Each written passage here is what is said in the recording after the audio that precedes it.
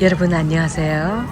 오늘은 브루클린 8th 애비뉴에 있는 차이나타운에 왔어요. 여긴 맨하탄보다 덜 알려져 있지만 더 진짜 중국 같은 풍경이 펼쳐지는 곳이에요. 처음 거리에 발을 딛는 순간 익숙한 채소 냄새, 과일 진열대, 중국으로 오가는 대화. 여기가 뉴욕이라는 사실이 잠시 잊혀져요. 브루클린 차이나타운은 리틀 푸ζ오우라고도 불려요. 푸ζ오우는 중국 남동부 바닷가 도시인데 이민원들 대부분이 그 도시 출신이에요. 이곳의 역사는 그렇게 오래되지 않았어요. 1980년대 중후반 맨하탄 차이나타운에 임대료가 오르면서 많은 이민자들이 이쪽으로 옮겨왔죠. 그리고 작은 동네는 점점 음식점, 약국, 미용실, 마트, 학교까지 갖춘 자치적인 커뮤니티로 성장해요. 차이나타운이 왜 항상 다리 옆에 생기는지 궁금했던 적 있으세요? 맨하탄 차이나타운도 그렇고 브루클린도 마찬가지예요. 그 이유 중 하나는 교통이에요. 이민자들이 일을 하러 쉽게 오갈 수 있도록 다리 근처의 지역이 자연스럽게 정착지가 된 거죠. 또 하나는 임대료 때문이에요. 항상 번화가보다는 살짝 외곽, 다리 근처처럼 조금은 저렴한 곳에 보이게 돼요. 그리고 마지막 연결이에요. 다리는 물리적으로도 상징적으로도 사람과 사람을 연결해주는 공간이니까요. 맨하탄 차이나타운이 미국에서 가장 오래된 중국 커뮤니티라면 브루클린 차이나타운은 가장 활기찬 변화 속에 있는 곳이에요. 이곳을 걷다 보면은 노점상들, 신선한 생선, 말린 약재, 수많은 종류의 만두와 국수들, 좋아하는 탕후루도 있어요. 딱딱한 설탕 코팅을 깨물면 안에서 신맛 또는 싼따기가 터지는 그 맛 너무 좋아하세요? 어떤 가게에서 10년 넘게 같은 자리를 지킨 주인 아주머니가 있어요. 매일 아침 6시에 가게 문을 열고 매주 같은 물건을 같은 자리에 정리해요. 그런 모습은 단순히 상업을 넘어서 이 동네의 시간과 습관, 리듬을 만드는 거예요. 여기엔 어린 아이부터 할머니, 젊은 커플, 유학생까지 모두가 어울려 있어요. 각자의 리듬으로 이 거리를 살아가요.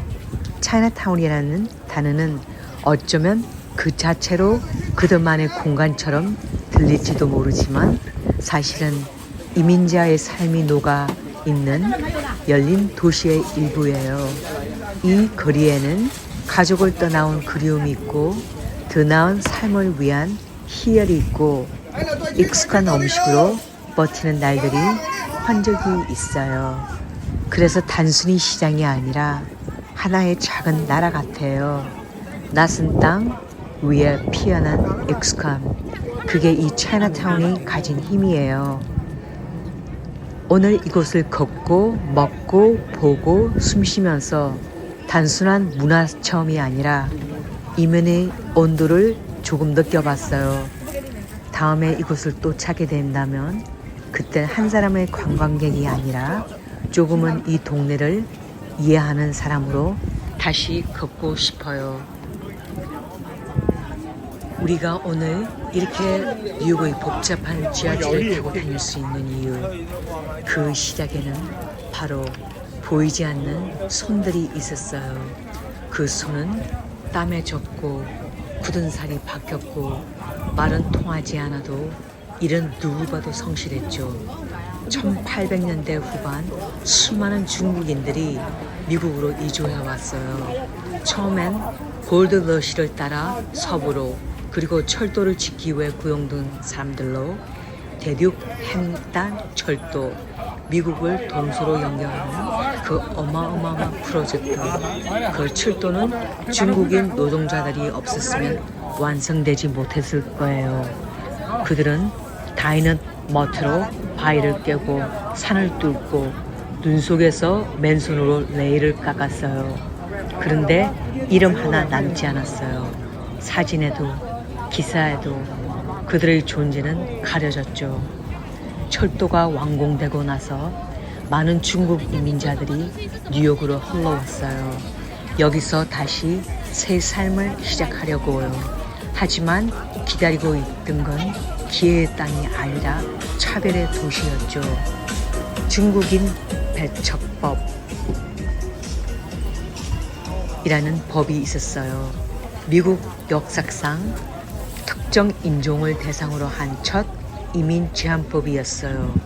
중국이라는 이유만으로도 가족도 부를 수 없고 시민권도 가질 수 없었어요.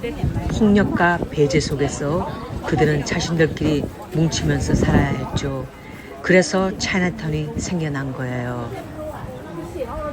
외부 세계에서 버림받았지만 그 안에서는 서로를 지키는 하나의 세상이 필요했거든요. 그 세계 안에서 그들은 자신들만의 은행, 병원, 상점, 극장, 신문사를 만들었어요. 그리고 그렇게 자신들의 도시를 만들어 갔어요.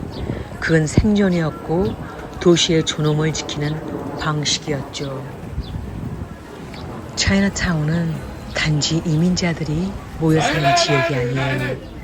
그들에게 여긴 고향의 재건이에요.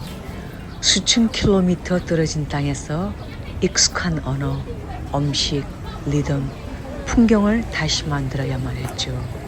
그래야 외롭지 않았으니까요.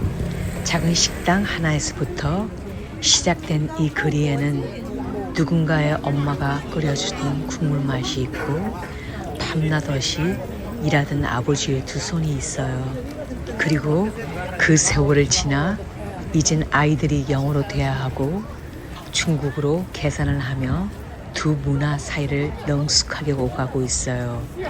이민 1세대가 뿌리를 내렸고 2세대는 그 뿌리 위에서 내가 누구인지 라는 질문을 끊임없이 하며 자라나겠죠. 이 거리의 빵집에서 매일 아침 홍콩식 밀크티를 만드는 청년은 할머니의 레시피를 지키면서도 스마트폰으로 SNS 광고를 올리는 세대예요. 바로 그 경계 속에서 이 차이나타운은 과거와 현재 공존하는 도시 속 시간이 방이에요. 한때 뉴욕에서는 차이나타운을 개발해서 새로운 빌딩과 고급 상업지구로 바꾸려는 시도들이 있었어요. 노후된 동네, 비효율적인 거리라고 불렸죠. 하지만 이 지역을 지켜온 주민들과 상인들은 말했어요. 이건 그냥 땅이 아니라 우리의 기억이다. 사람들이 모여서 시위를 하고 연대를 외치고 지역 커뮤니티가 스스로 학교를 만들고 문화 행사를 주최하면서 이 공간을 보존해야 할 유산으로 바꾸낸 거예요. 이 거리에는 시장의 시끄러운 소리, 손으로 쓴 가격표, 생선 비닐봉투에서 올라오는 비닐인내까지 그 모든 게 삶의 전거예요. 빠르게 반짝이는 도시 안에서 유일하게 천천히 변해온 장소. 그건 어떤 사람들에게 낡아 보일 수 있지만 누군가에겐 역사보다 더 생생한 고백이에요. 이 거리를 걷는 동안 말로 다 하지 못할 감정을 느꼈어요. 사람들은 그냥 장을 보고 택배를 보내고 아이를 안고 식당에 들어가요.